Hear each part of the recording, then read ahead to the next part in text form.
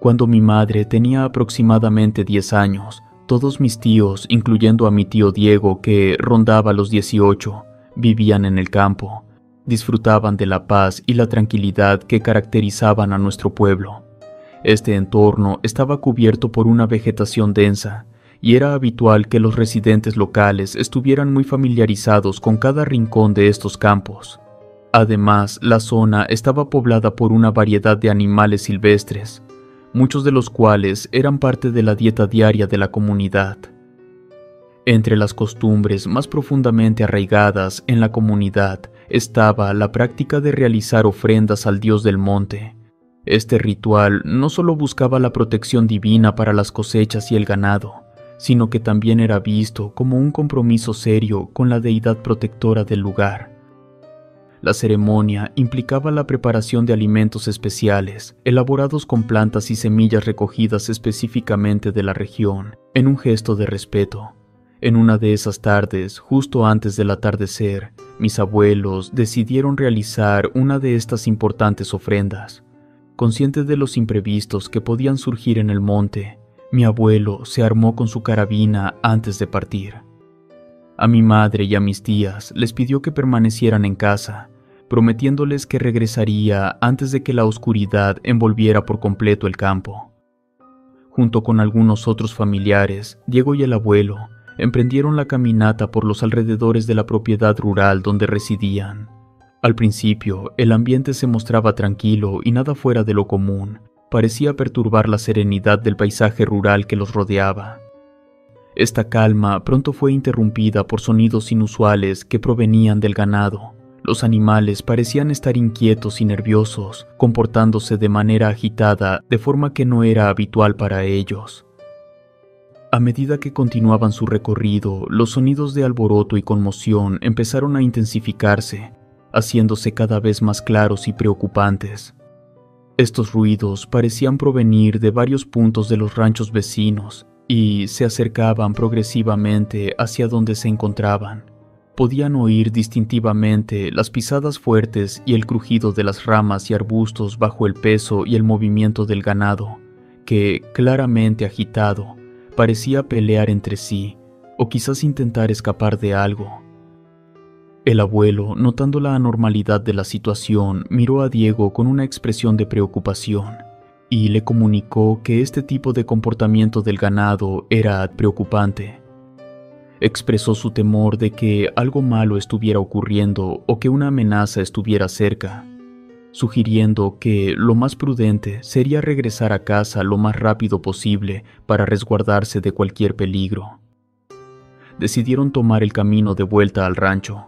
Al llegar a la entrada principal del terreno, la escena que encontraron fue de total caos.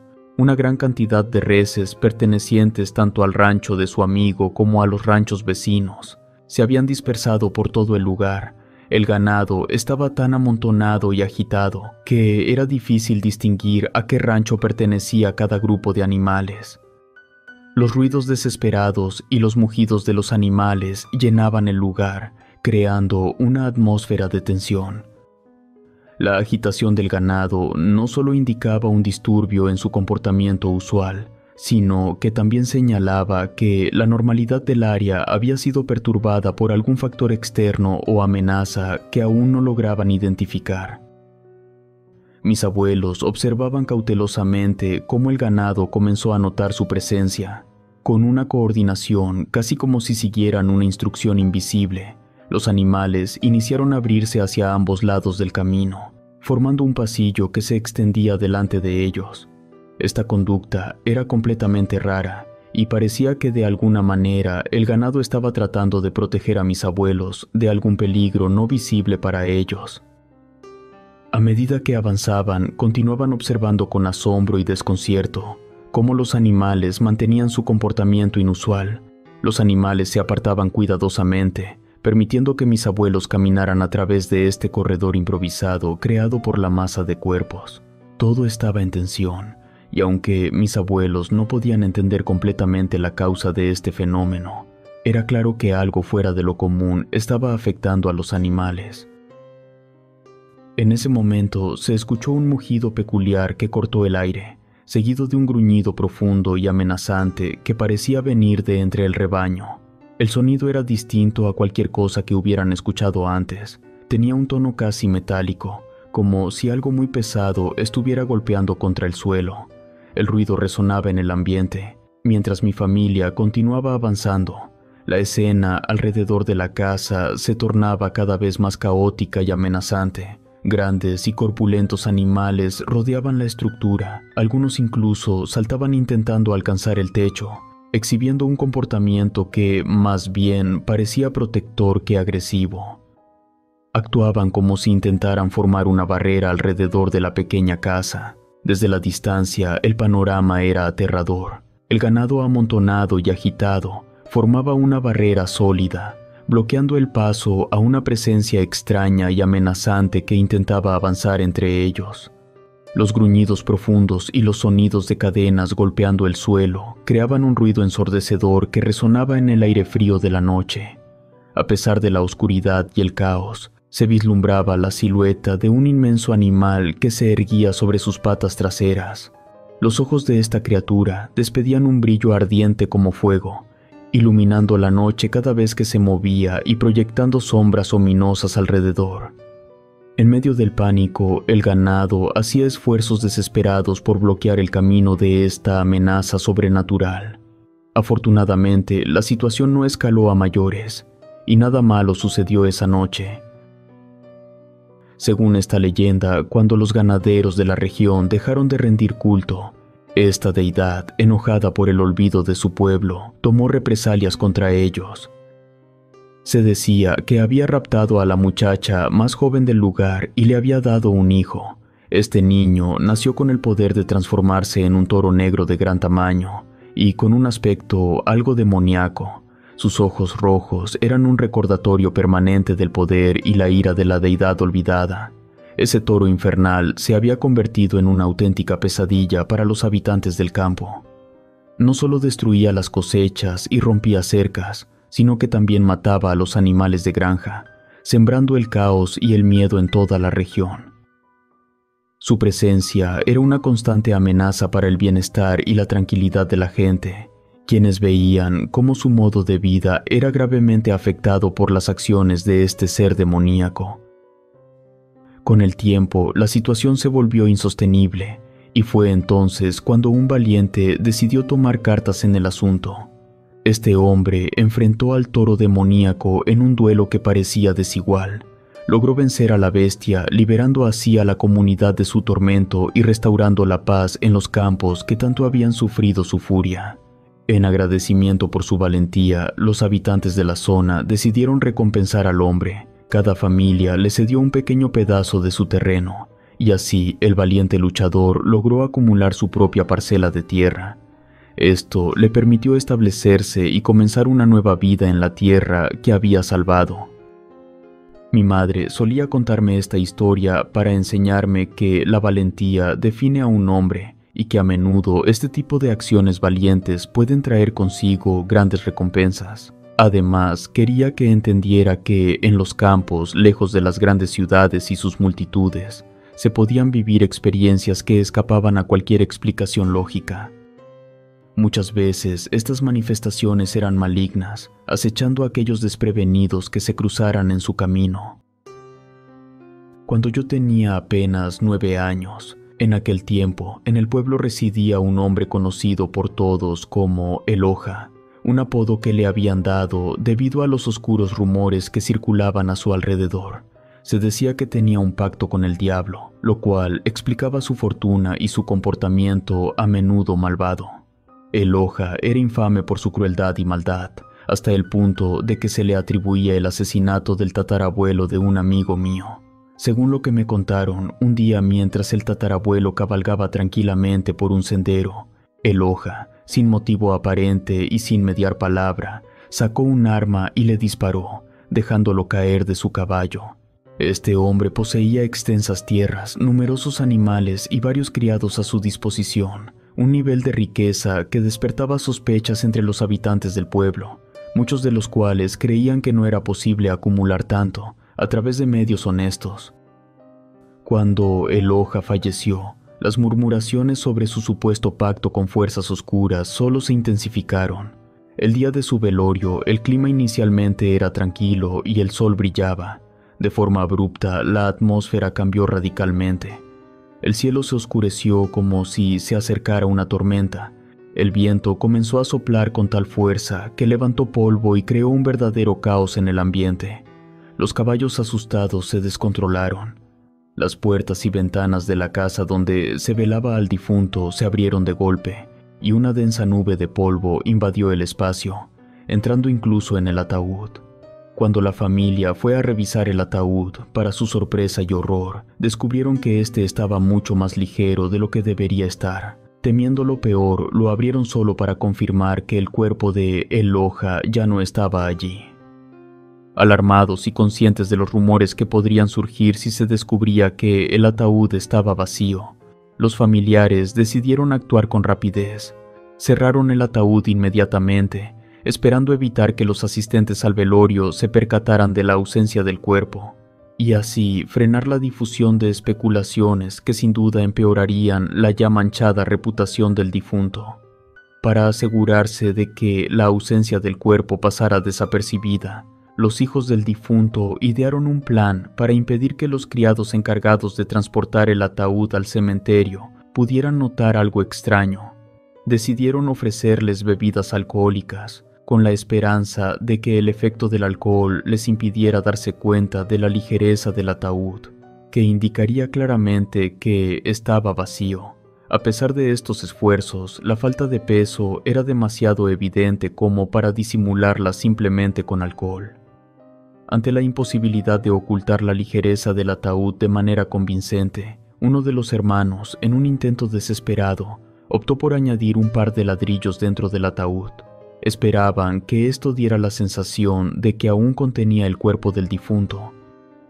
Colocaron los ladrillos cuidadosamente, intentando que su presencia no fuera detectada durante el transporte. Sus esfuerzos fueron en vano. Uno de los criados, menos afectado por el alcohol de lo que esperaban, notó la anomalía. Al darse cuenta de lo ligero que aún se sentía el ataúd y el sonido hueco que hacían los ladrillos al moverse, empezó a sospechar, y no tardó en compartir sus dudas con otros. La noticia de que el ataúd estaba vacío se esparció rápidamente por el pueblo, avivando rumores y especulaciones. La leyenda de que el diablo había venido a reclamar tanto el cuerpo como el alma de Eloja, como parte de su pacto infernal, parecía confirmarse entre los murmullos de los habitantes. Unos días más tarde, un hombre que había estado fuera del pueblo por un tiempo y que desconocía los recientes acontecimientos regresó de su viaje. Mientras caminaba por una colina cercana al pueblo, aseguró haber visto a Eloja. Según su relato, lo vio montado en un caballo, cubierto con un manto rojo que ondeaba con el viento. La sorpresa fue enorme para este hombre al descubrir que Eloja, a quien acababa de ver montando un caballo, había fallecido hace varios días. La noticia lo dejó perplejo, y la situación se volvió un tema de conversación constante entre él y los vecinos del pueblo. Esta historia sucedió hace aproximadamente 14 años. Todavía resuena en mi memoria como si hubiera sido ayer. Definitivamente no fue un suceso cualquiera. Pasó a formar parte de las anécdotas más contadas y misteriosas de mi familia y entre los conocidos de la localidad. Durante los 3 años siguientes, la vida transcurrió sin incidentes notables que merecieran ser relatados. Todo cambió cuando viajé por primera vez a Melipeuco, bastante cerca de la región de Temuco. En esa particular ocasión, yo, junto a mi amigo Lenzo y mi primo Diego, el hijo de mi tío Diego, ambos de 12 años, mientras que Diego era 2 años mayor, decidimos embarcarnos en una pequeña exploración por nuestra cuenta. Antes de partir, aseguramos a nuestros familiares que no se preocuparan si tardábamos en regresar, pues solo planeábamos explorar los alrededores. A medida que ascendíamos por la montaña, pronto nos dimos cuenta de que habíamos perdido de vista a nuestros acompañantes que habían decidido quedarse atrás. Además, un silencio inusual se había apoderado del lugar. El típico canto de las aves y los sonidos de la vida silvestre que normalmente llenaban el aire habían cesado completamente. Esta ausencia de sonidos naturales hacía que el ambiente se sintiera aún más extraño y tenso, como si algo o alguien hubiera apagado todos los ruidos del bosque, sumiendo todo en un inquietante silencio. Al alcanzar una de las curvas más extensas del trayecto montañoso, divisamos a lo lejos una figura que caminaba. Al principio asumimos que era normal encontrarse con otros caminantes o lugareños en esa ruta, pero algo en la apariencia de esta persona captó nuestra atención y despertó nuestra curiosidad. Llevaba vestimentas que parecían sacadas de otra época, una chaqueta oscura, pantalones igualmente sombríos y un sombrero que complementaba su atuendo antiguo. Además, cargaba algo sobre su hombro. Desde nuestra posición no podíamos distinguir exactamente qué era. Continuamos avanzando, impulsados por la curiosidad de descubrir más sobre este hombre. Al observarlo girar hacia la derecha en dirección a una casa cercana, lo perdimos de vista momentáneamente. La figura se desvaneció tras una edificación que parecía abandonada o poco frecuentada. No fue hasta que nos aproximamos más a esa casa cuando volvimos a ver a la misma persona. La sorpresa nos invadió al pensar que, de alguna manera, había logrado adelantarnos y ya se encontraba cerca de la casa, mucho antes de lo que nos parecía lógicamente posible. Lo más desconcertante era que el objeto que antes cargaba al hombro, que inicialmente parecía ser un hacha, ahora se había transformado en un saco grande y aparentemente pesado. Esta rápida aparición y el cambio en su carga nos dejaron confundidos y algo inquietos. Nos miramos entre nosotros, mi amigo Lenzo, Diego y yo. Sin decir nada, todos coincidimos en aumentar el paso. Se nos hizo un desespero llegar a algún lugar seguro. El camino hacia la casa era empedrado y aún nos quedaban 2 curvas largas por recorrer. Apresuramos el paso, casi corriendo, hasta que finalmente llegamos a la puerta principal de la casa. Frente a nosotros había unos escalones de madera que crujían con cada paso, como era de costumbre en una casa antigua. Al entrar, cerramos la puerta detrás de nosotros. En ese momento, los minutos parecían eternos. De repente, la pequeña escalera comenzó a crujir como si algo o alguien estuviera subiendo por ella. El miedo nos invadió, y en silencio escuchamos atentamente. Los crujidos de las escaleras finalmente cesaron, y por un instante pensamos que lo mejor sería abrir la puerta para ver qué pasaba.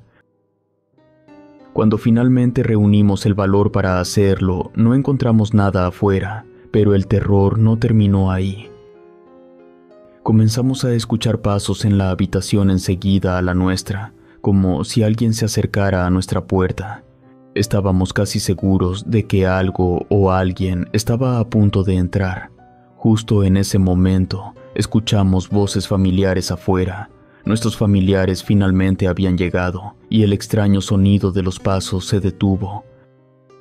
Abrimos la puerta de golpe y corrimos hacia nuestros familiares, ansiosos por compartir nuestra aterradora experiencia. En medio de la confusión y el alivio de verlos, no parecieron darle mucha importancia a nuestra historia.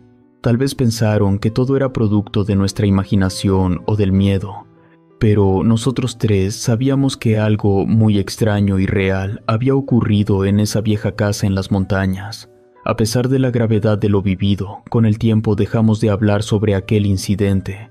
La historia quedó grabada en nuestra memoria, reservada únicamente para nosotros. A menudo me quedo pensando en qué hubiera ocurrido si aquella figura misteriosa nos hubiera alcanzado, o si algo hubiera efectivamente entrado por la puerta aquel día. Esas preguntas permanecen sin respuesta.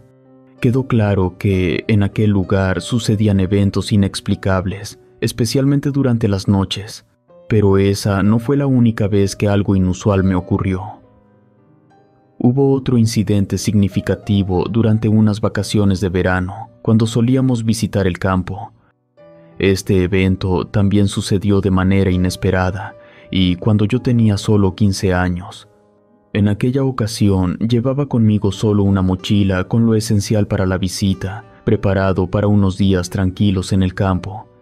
Era miércoles, nos pusimos manos a la obra para preparar la comida, y luego me dispuse a arreglar la habitación donde pasaría la noche. Al atardecer me despedí de mi abuela, ella mostrándose preocupada por cómo me sentiría durmiendo solo ahora que mi abuelo había fallecido hace unos meses. Me recordó que ahora tenía un ángel más en el cielo que velaría por mí. Para tranquilizarla, le aseguré que estaría bien y que no se preocupara. Luego me retiré a mi cuarto, y como de costumbre, me puse los auriculares y puse música. Con el paso de las horas y ya avanzada la noche, el cansancio finalmente me venció y me quité los auriculares. Pude escuchar los distantes aullidos de los perros que sonaban lastimeros y alarmados, como si estuvieran asustados o tal vez envueltos en una pelea.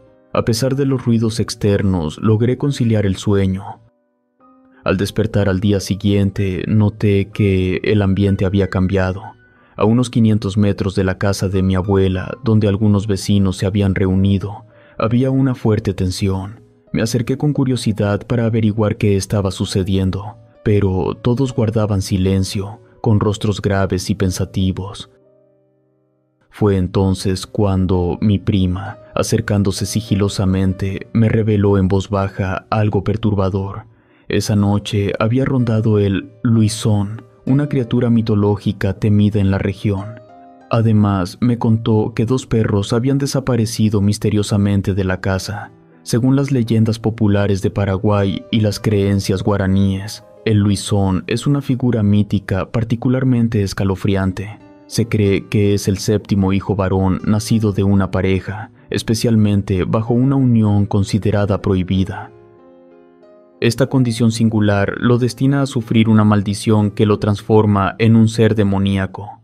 Conocido también como el último y más temible de los hijos, el Luisón adopta una forma similar a la de un hombre lobo, tal como se narra en otras culturas de Sudamérica, pero con características mucho más aterradoras y grotescas. Este ser no solo persigue a las personas con la intención de matarlas, sino que su horror va más allá, alimentándose de los cadáveres de sus víctimas, sumiendo en el terror a las comunidades donde se cree que merodea.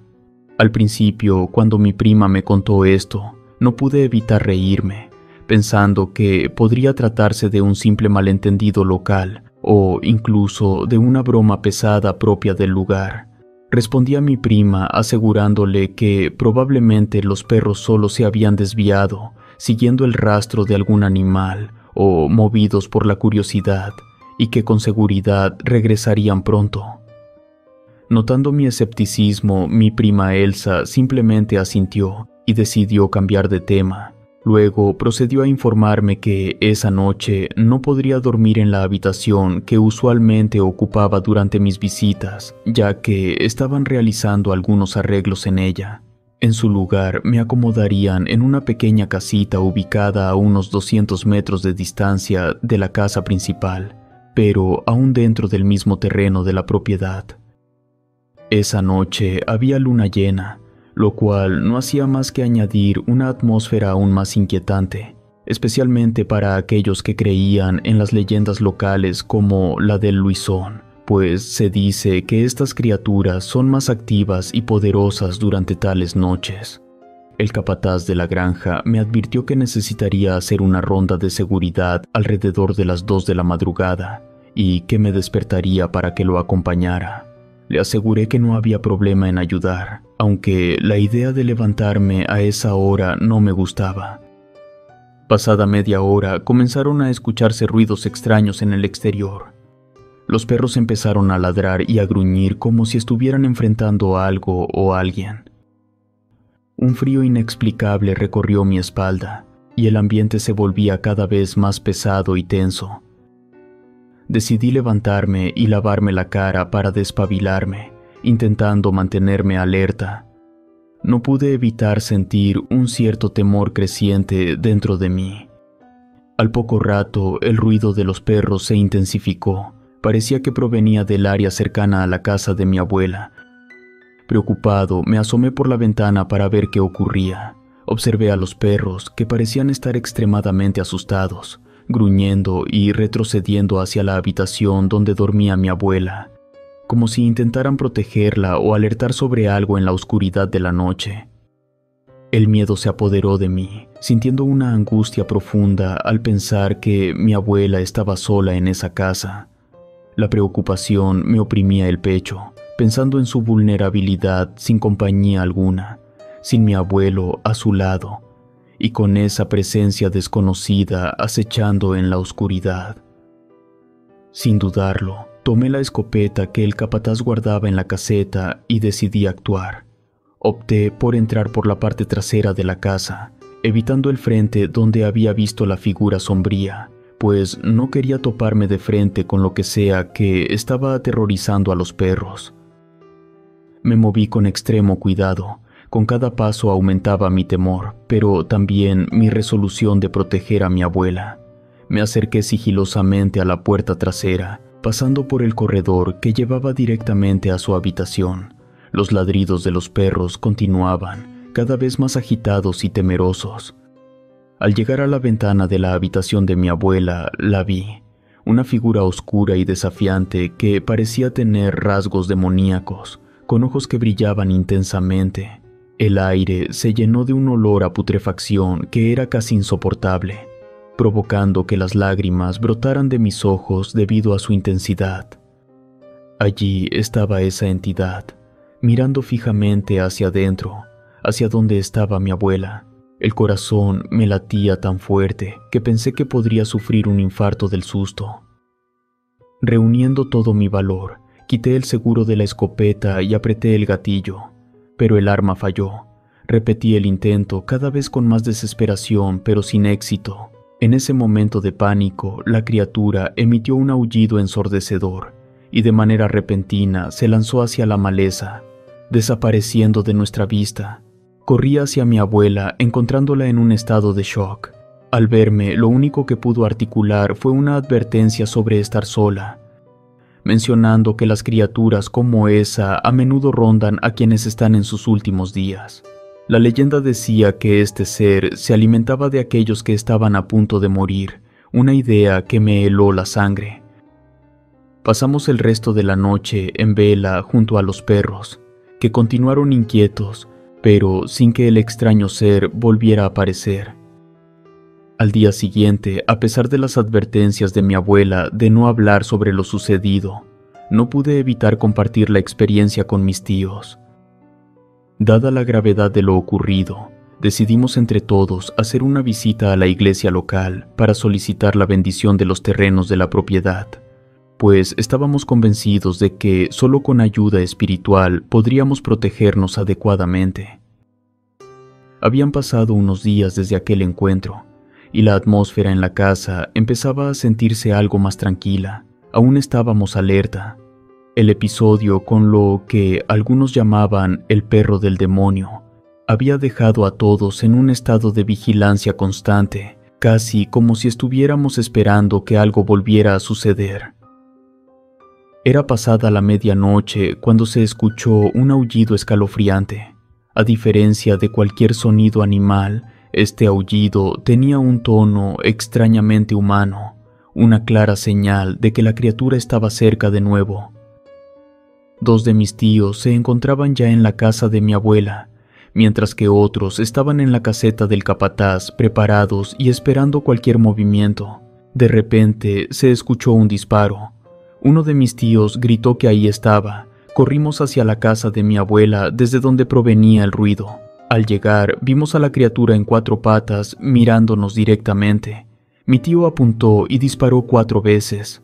Los tiros resonaron en la noche, cada uno siguiendo al otro. Tras los disparos, la criatura herida logró arrastrarse hacia la maleza y desapareció en la oscuridad.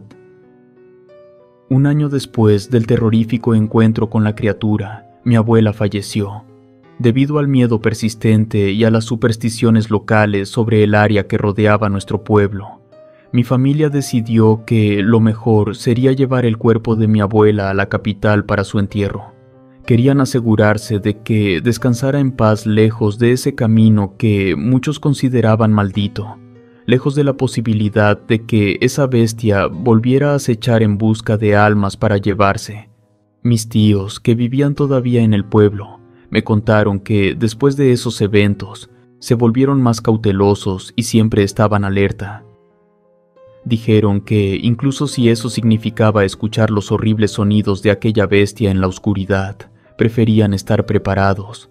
Habían colocado palas y otros utensilios anticuados en puntos estratégicos alrededor de la casa, por si necesitaban defenderse.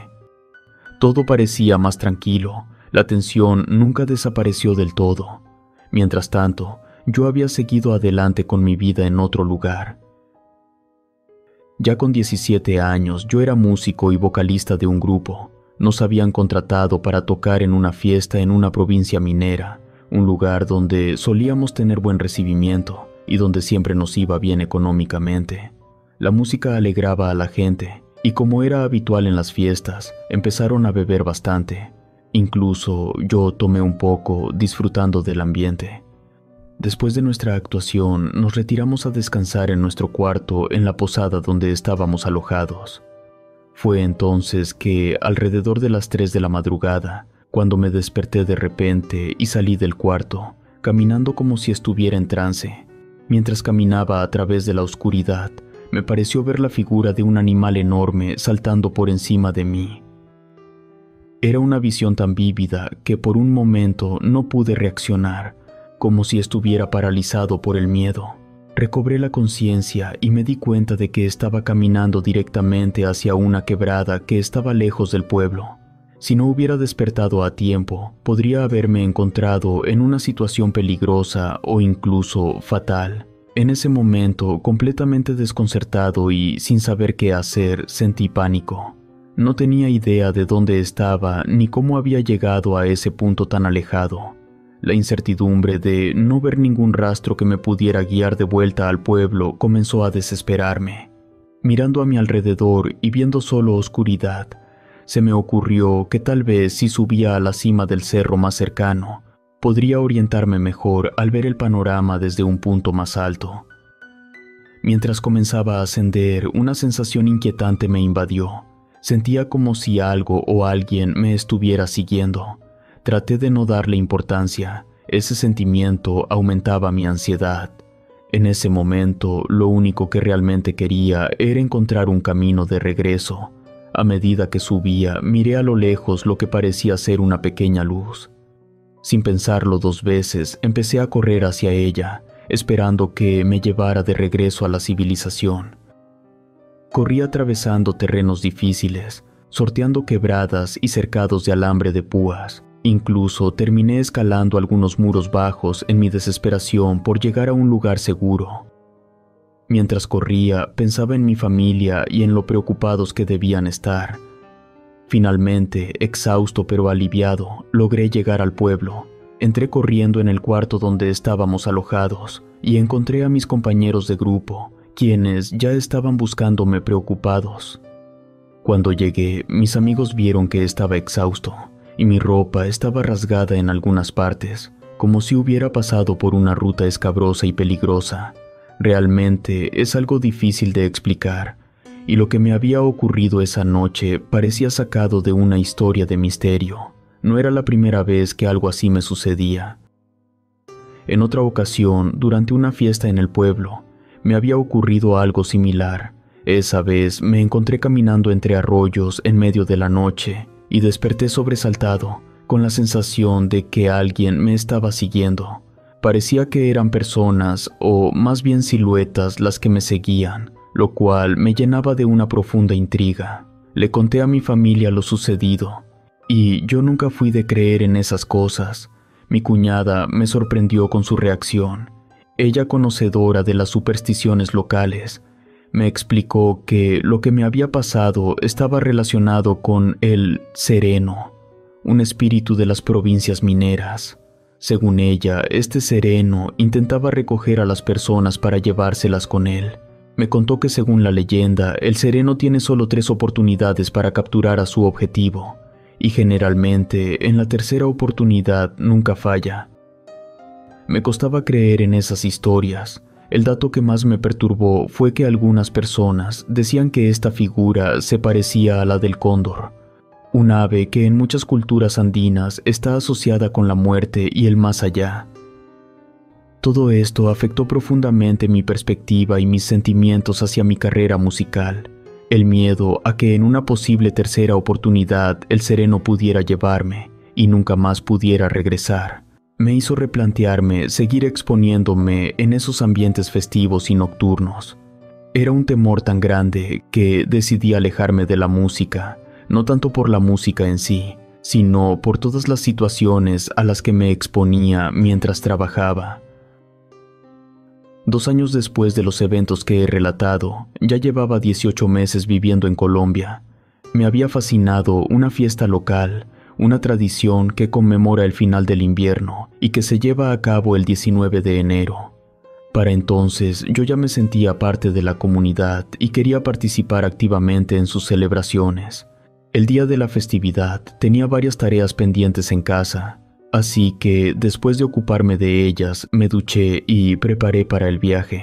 Tomé un vehículo y me dirigí a uno de los cerros cercanos.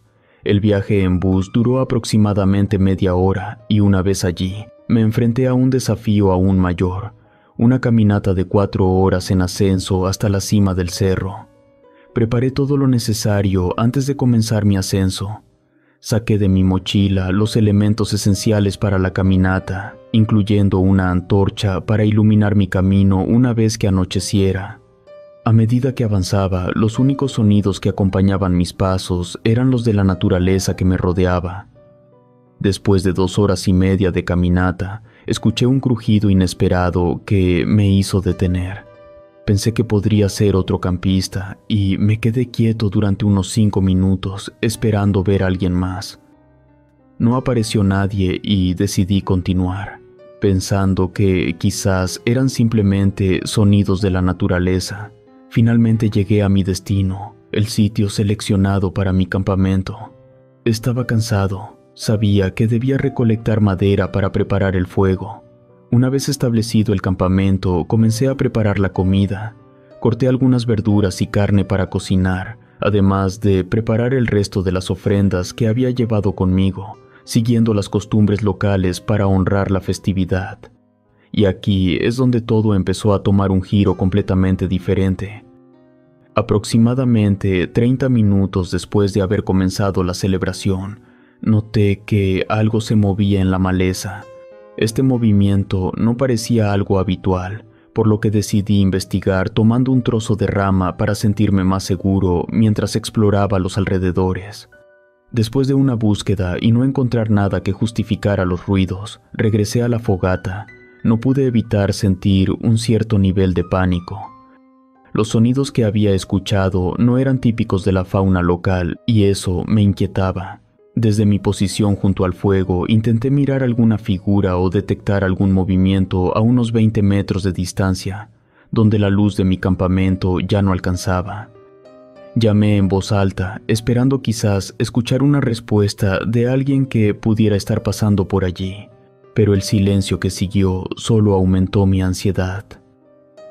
Sin obtener respuesta y sintiéndome cada vez más cansado y nervioso, decidí entrar en mi tienda de campaña y tratar de dormir un poco. Una vez en la tienda, logré quedarme dormido. Fue un sueño intranquilo. De repente, en medio de la noche, me desperté con una sensación extraña, como si algo o alguien me estuviera observando. Intenté levantarme, impulsado por el instinto de verificar mi entorno, pero me sentí extrañamente paralizado, como si una fuerza invisible me retuviera contra mi voluntad. Sentía como si algo pesado me presionara el cuerpo, impidiéndome moverme libremente. Entonces, en medio de esa parálisis, sentí algo que tocaba mis manos y se acercaba a mi cara. Giré la cabeza lo mejor que pude y me encontré mirando directamente a los ojos de algo o alguien que estaba justo frente a mí, observándome en la oscuridad de la noche.